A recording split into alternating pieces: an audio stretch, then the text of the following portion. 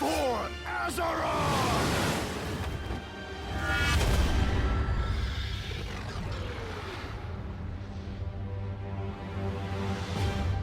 Hey folks, Dude here, and welcome to the Destruction Warlock specialization overview for since Legion's changing. As with all the other videos, I welcome you to this little video series in which I will explain the different changes that they have made to some of the classes and their current specializations. Do keep in mind that this is all just done from my perspective, and I will give my opinion about what I think about some of these changes and how they've been created. I will go over abilities, certain overall gameplay mechanics that have been altered, as well as its overall gameplay now. As I said before, we will be discussing the destruction specialization for the Warlock, particularly its abilities and certain of its, and of course the talents that will be selected within it. Now let's start off very generalized about one thing that has now been altered that works for all the specializations in general. The return of soul shards as a general resource that will be used as the use of certain unique abilities to the Warlock's disposal. This has become now once again the more generalized ability that is standard among them all. So this is going to be once again the standard thing for all specializations. So soul shard, so no more burning embers, no more demonic fury. It's all been just changed with soul shards, and they interact with certain abilities that you have to your disposal.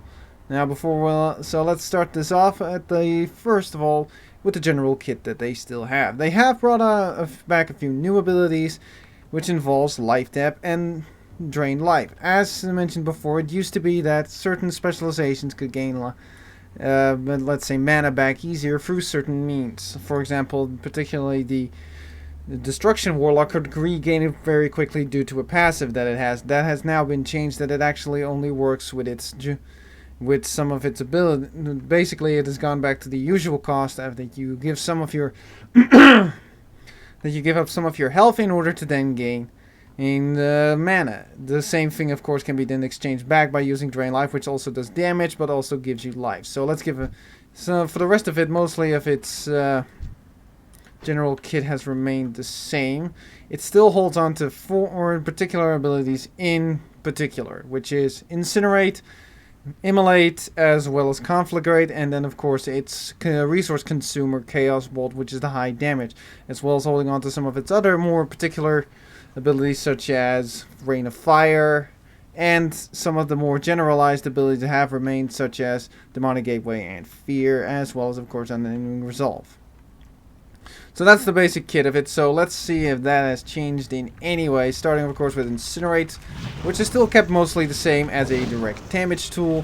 Then second of all you have Immolate, which is of course your damage over time dot. That still works the same. As you can see, it works just as you expect, is the damage over time, and when you need it. You also have of course Conflagrate, which is of course which is an instant cast high damage ability that also generates soul shards. Another thing about Immolate is that due to its critical strike rating, every time it gets a crit, it allows you to do certain ability.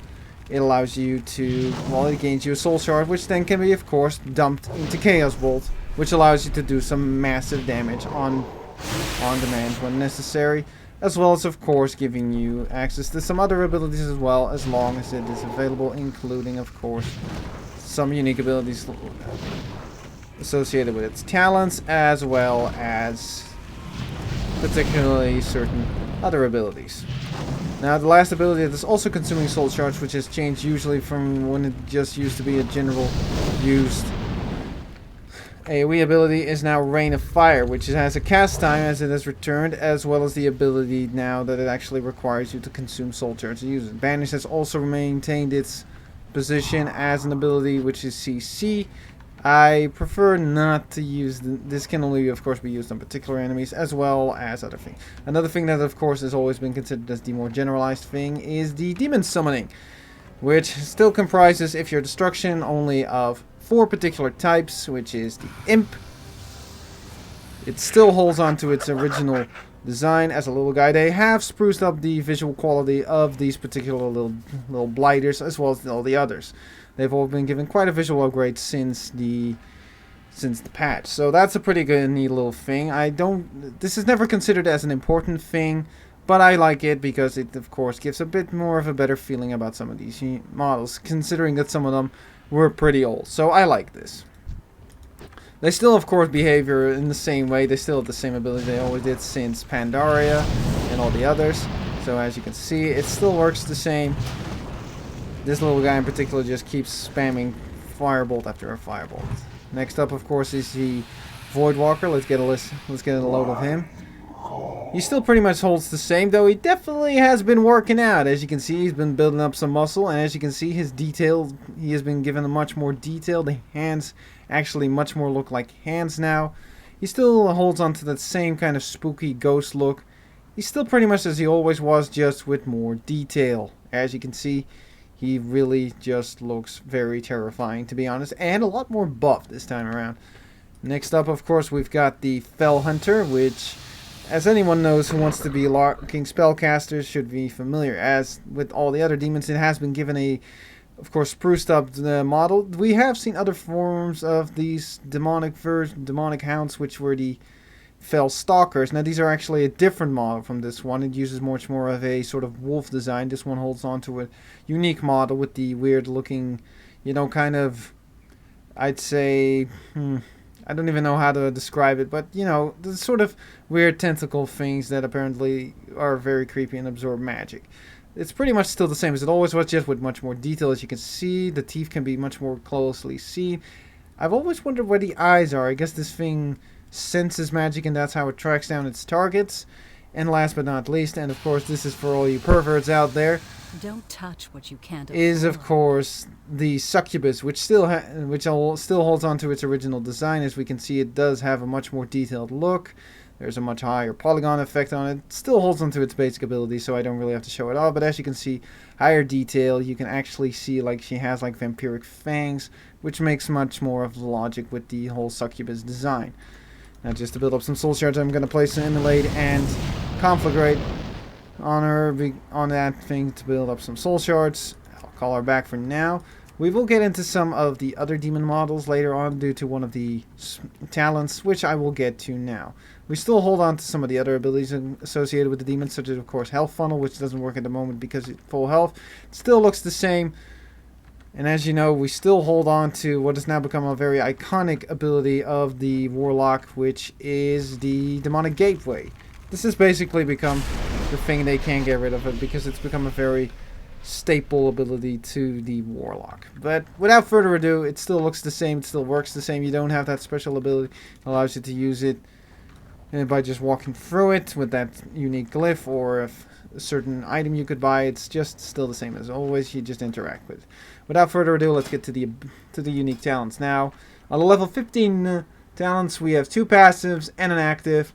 The 2 passives are very much, one of them is in particular we're already familiar with for anyone who's been playing a Destruction Warlock before this patch, which is Backdraft, which causes whenever you cast Conflagrate, it reduces the cast time of Incinerating Chaos Bolt by 30%. This used to be that it had charges on it, and you could do either 3 Incinerates or 1 singular Chaos Bolt with it. They've changed it. I don't mind this, but compared to some of the others, this is considered a little slightly less useful one. Next up is Roaring Blaze. Conflagrate increases your remaining Immolate damage on the target by 60% until Immolate expires or it is refreshed. This particular one is one that I've got my interest for, but let's first, of course, show the backdraft off. So as you can see, we do that, and all of a sudden, casting speed on Incinerate in particular gains an increase, and as you can see, as soon as it's over, the cast time does get increased. So that's that. Next up, we've got, as soon as that wolf is done, maybe we should just take a bit of a distance from it. That wolf just keeps attacking it. I should probably, just a second guys, I'm just going to change a little bit about this because this is just going to get annoying real quick. I need to change that. Alright, change the thing so I got rid of that damnable wolf, so I won't stay in combat as long. Next up is Roaring Blaze. Conflagrate increases your remaining damage, immolate damage on the target by 60% until immolate expires or is refreshed. This one in particular is much more up my alley because I like this particular one. As you can see, we apply immolate. Let's see. As you can see, it does a pretty good amount of damage, but with this added to it, the damage gets ramped up pretty high. So this in general helps out quite a bit for those who want to increase the damage on their immolate. Of course, as it said, as soon as it wears off or gets refreshed, it's removed. So make sure you keep that immolate on for as long as possible, because that will definitely benefit you. The last one is Shadow Burn. Anyone who is familiar with this particular as a Destruction Warlock should be familiar with this, but it has gone through a change. This used to be similar to what Chaos Ball was, but then at instant. And it was, of course, only considered as a execution ability because you can only use it at low health targets. Now it's become just an instant and it costs us 1 soul shard. And if you actually kill a target with it, you actually gain 2 soul shards back. So, although it doesn't have to be used as an execute ability, you can use it as an execute ability. As I'll show it off, it still looks the same. It makes the same sound effect. It holds up as usual, except it doesn't have that damage. And still that certain buff stays on it. So that's pretty much still the same. It really doesn't change much. I prefer the Roaring Blaze one because it's much more up my alley. Next up, we've got the level 30 talents, which is Reverse Entropy, Cataclysm, and Mana Tap. Reverse Entropy in particular is very simple. Reduces the cast time of Chaos Ball and Rain of Fire by 0.5 second, and they restore 35% of your maximum mana, considering that these cost, of course, soul shards. That's a pretty good deal to be made. So basically when you get this, you just gain back mana from doing those abilities. That is a pretty good, sweet deal if I've got to be honest. So I'm just building up some soul shards just in case. As you can see, it's just the basic premise of it all. Just put this on, and like I said, when you use Rain of Fire, you regain mana. You don't really need to see it. Next up, of course, is a Mana Tap. Because I'm going to show that one first, which is basically a different kind of idea of life tap, except it works a little differently. Instead of you don't give up mana to give health back, because that would just become an unending loop to both of them, particularly if it would be giving back more health than it did mana, because then you of course become completely undrainable, which allows you to consume 25% of your current mana to gain 10% increased damage for 20 seconds. So this is basically a sort of buff on demand, considering it doesn't have any cooldown, but you do need to watch your mana pool, because if you use this early, you're going to find yourself in some serious situation. Even if you use this when your mana pool is low, you probably won't be spamming abilities. So though this isn't a bad idea, it's not something you should consider using that all too often, particularly if you don't want to drain your mana too quickly. Now last but not least, and I prefer this one in myself for various reasons, particularly if I have some ideas, this one is in particular useful when dealing with AoE packs, because something in particular that the Destruction Warlock lacks is more than one AoE ability. Although Rain of Fire is pretty good, it lacks some pretty good cleaving in general. You could, of course, compensate that with certain minions, but this one will certainly help. What it basically does, it allows you to is a large AoE. It's still basically the same. You counter a Cataclysm at the target location, dealing about 23k damage, as well as applying Immolate to all targets. Now, I don't know if this is only to the Destruction Warlock. I still need to go over the other specializations. But this used to be that it always applies to certain, random dot that you usually have. So this is a pretty good one if you want to just rack up some good amount of soul shards quickly when cleaving. So you really should consider this if you really want to get messy with things. This is particularly good, like I said, with the, of course, sorry about that, I was kind of startled by that bike. Anyway, when you want to cleave pretty well, it works kind of well with that, so that's definitely something you should consider if you like it. Next up on the list, we've got, in the level 45, we've got Demon Skin, Mortal Coil, and Shadow Fury. This is the only passive among this list, which is probably the best one compared to the other two. Particularly, I don't understand. This one, I guess, is good for 2 cases, but I don't really see the use in it. So let's get first into these. So Demon Skin, your soul leeches absorption out. This is something that is among all warlocks as far as I know, which is the ability that whenever you do damage, you actually gain a shield back for it, as it says it absorbs damage, because a percentage of all damage that you deal actually gives you a damage absorption shield. It's a small amount, but it can help you survive in a certain rate. With this, it actually continues to keep giving you, you know, a damage absorption shield over time, as well as that it increases its amount by 20%. So this is pretty sweet if you know how to use it properly. So this always helps. Now, you use it properly isn't that hard. You just need to keep doing damage. That's not particularly hard as a Warlock. Alright, next up on the list we've got Mortal Coil, which is probably the least interesting. Basically what this does, it still works the same as always. You target an enemy, you use this, you get scared shitless, and you gain some health. There's nothing really else to it. It's as simple as that. They are incapacitated, so it's CC, so it doesn't work like General Fear, but I don't particularly like this ability because it's just... I can see this being used in certain situations, just not this one. Now we're going to have to wait off. Now, anyone who's played Warlock in any general way knows how Shadow Fury works. It is basically a AoE stun. It doesn't have any damage. It's an AoE stun. That's it. Done. There's nothing else to tell about it. I'll show it off. It still looks the same as it always does. It does have a cast time now. It used to be like instant. I guess that was just considered a little too overpowered.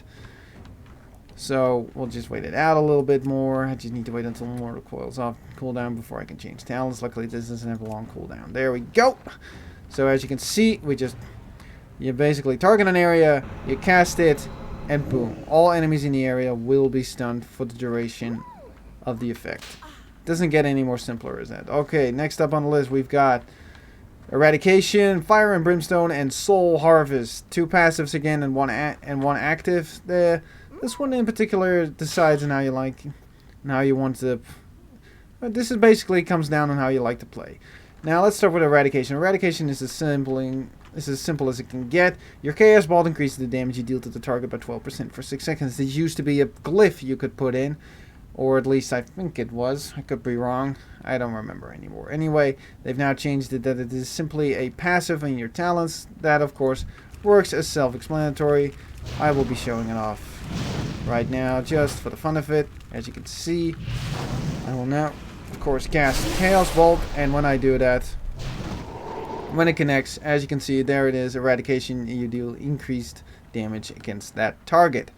Can't get any simpler than that. Fire and Brimstone is particularly one that I think is interesting, although I don't know if it has damage decreasing or that it spreads its damage. Basically what it does, it turns your Incinerate into a Cleave. Now it says near your target. I don't know what description of near they're using, because if you look at it, that's pretty wide, because I'm just hitting both of them at the same time. Now I don't know if the damage is spread because of that, but it definitely has some potential in AoE situations.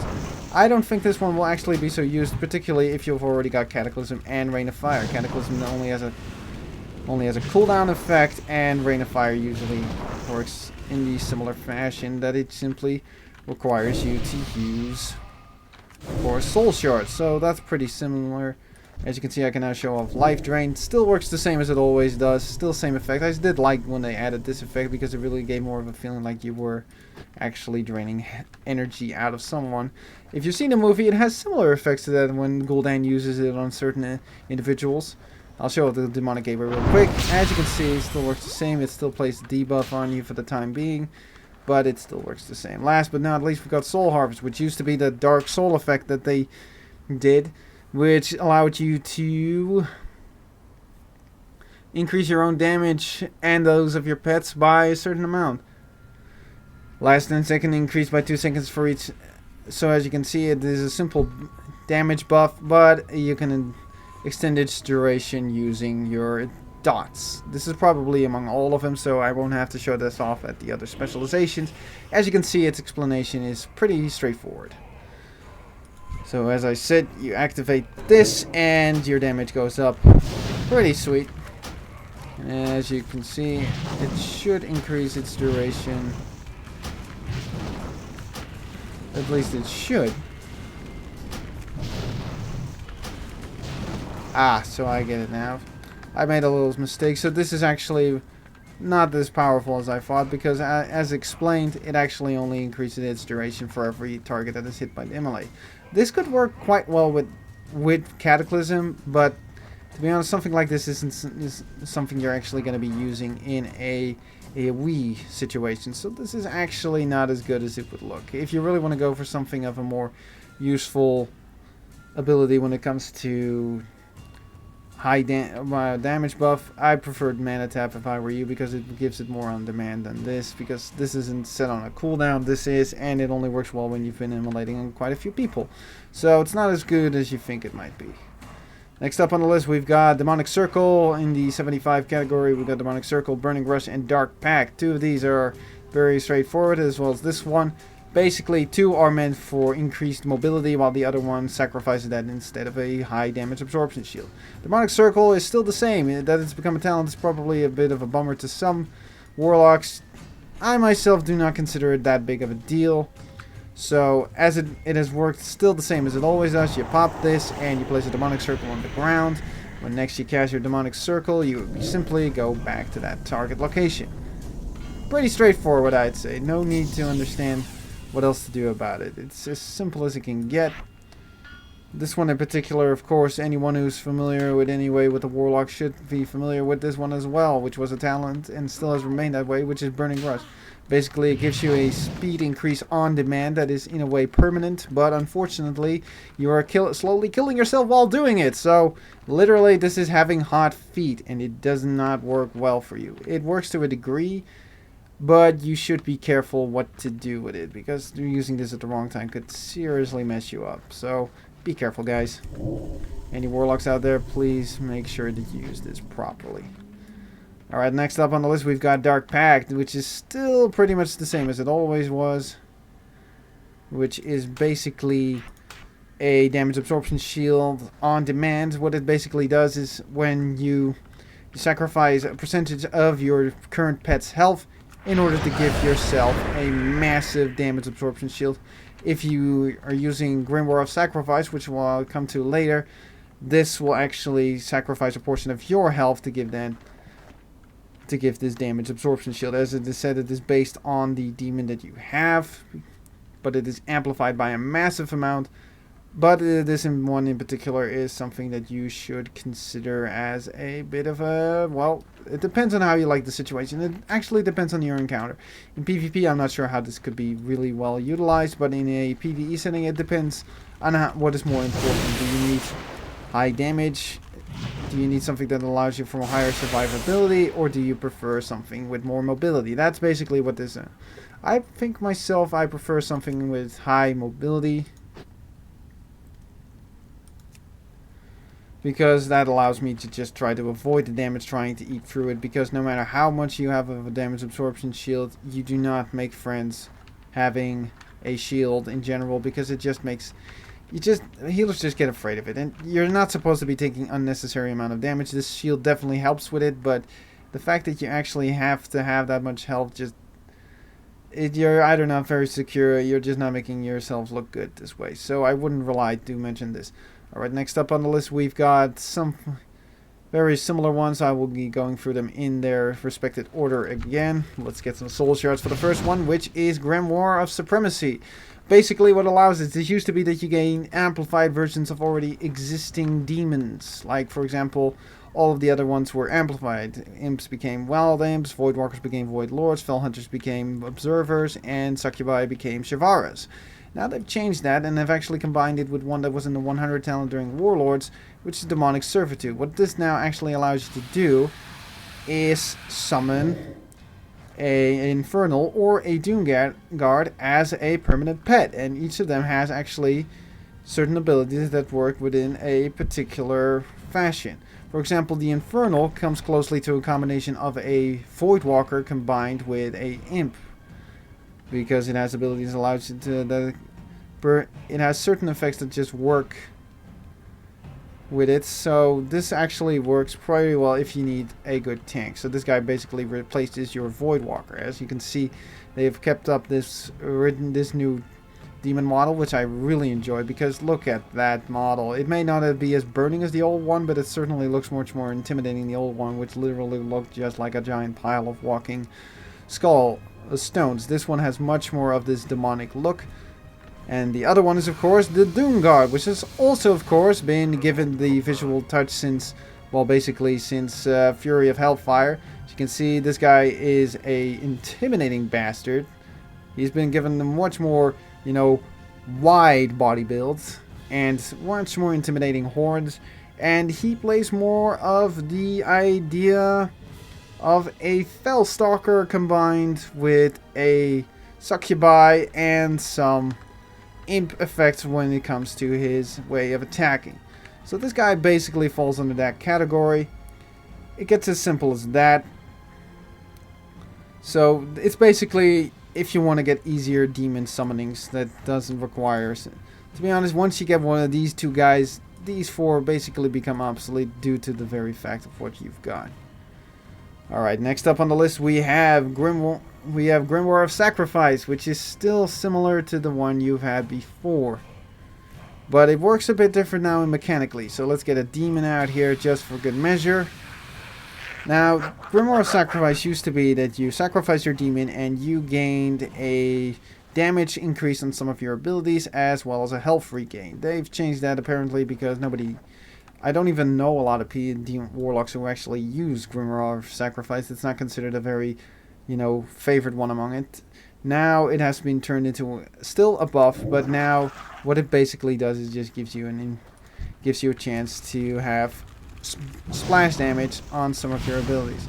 Though it does tend to proc quite a few times. I'm not a particular fan of this ability because it's just a chance thing. It just doesn't work as well as the old one. So I am not a particular fan of this ability because it just doesn't sit well with me due to its very fact. And last but not least, we have Grimoire of Service, because it still has remained the same as it always was. What it basically allows you to do is, you know, I can get one demon out. I said I can get one demon out. I shouldn't have moved there. God damn it, I suck at this. And what it allows me to do is, while I have one demon out, as you can see, I can have her attacking. And if I feel like I want some extra help with it, I can use this, and I get a secondary demon that helps me out in this short time that he is active. He will use one of his abilities right off the bat, usually their most unique ability, and for the rest of it, they just keep using the same thing over and over again.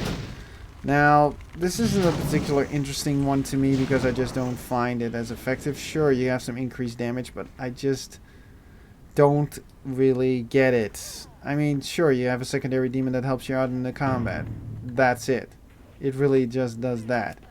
I can't particularly say that I'm a big fan of that whole idea of just having a secondary demon no matter how useful it is in certain situations. Now you get back here. So, if I have to pick any of them, I'd go for Grimoire of Supremacy because it just makes the most sense of all. Now the last one is the most interesting one on certain occasions. One of them is found among all specializations, which is Soul Conduit, which I will not be showing off due to its rather, well, I have to say low chance of proccing, which is every soul shard you spend has a 20% chance to be refunded. Basically, this works very similar. It allows you to maybe, you know, spam some of your soul shard consuming abilities much more frequently. This is great if it wasn't a chance thing, but it is, because if it wasn't a chance thing, it would be overpowered because this just doesn't work. It just doesn't, okay? It just doesn't. So, I don't like this one in particular because of its very nature. It's a chance thing. It just doesn't work as well. Now, the second one I'm going to be showing off is, of course, Wreak Havoc, which is probably my favorite one in this list because of its reliability and no need for being overly complicated. Basically, what this allows you to do is now Havoc has no more cooldown and it lasts for 20 seconds. Speaking of which, I never actually explained Havoc. Now, Havoc has always been known as the interesting reoccurring ability. Or at least, let's say, it has the most potential, I think, in its behavior. Now, Havoc used to be that you put an effect on the enemy target, and for 8 seconds afterwards, this allows you to do the same amount, every spell that you cast towards a target, will also be sent to the Havoc target. Basically, it's a beacon of light, but then it means to hurt people. It's as self-explanatory as it can get. I particularly like this one due to its very nature. Now with Wreak Havoc, it used to have a cooldown. With Wreak Havoc, that cooldown is removed and it has a 20-second duration. So you can just keep spamming this whenever you're in a fight with a boss that requires you to target 2 enemies at the same time. So this maximizes your damage in the best way possible due to its very nature. So I particularly like this ability due to its very behavior. Let's get a little bit of a demon out here just for the fun of it. So I like that one in particular. So this is the one that I'm going to be going for a long time until I find some proper use for the last one in this whole list, which is Channel Demon Fire, which is the one I am still mostly questioning about. Now, Channel Demon Fire works like this. As it describes, it launches 15 bolts of fell fire over 2.8 seconds at random targets. So, at random targets, you might be saying that sounds pretty good. Yes, except it doesn't completely work like that. It's only inflicted to targets that have Immolate on them. Sounds great, except for one thing. Yes, this could have a cleaving potential or even in single target. I'll be testing that out momentarily. So what this allows me to do is actually, do damage to multiple targets with this. But I don't know if it is per bolt on every, but it is, those bolts are spread over the target. So if there's a lot of targets, this Channel Demon Fire thing just doesn't work out so well, as I am about to show you. It is just not that great for multi-targeting, if I have to be honest. So I channel this and all these things go out. Sounds great. Yeah, sure. Except, of course, like I said, it only works on a single target. I don't like that. Let's test it out when it comes to its particular behavior when it comes to single targets.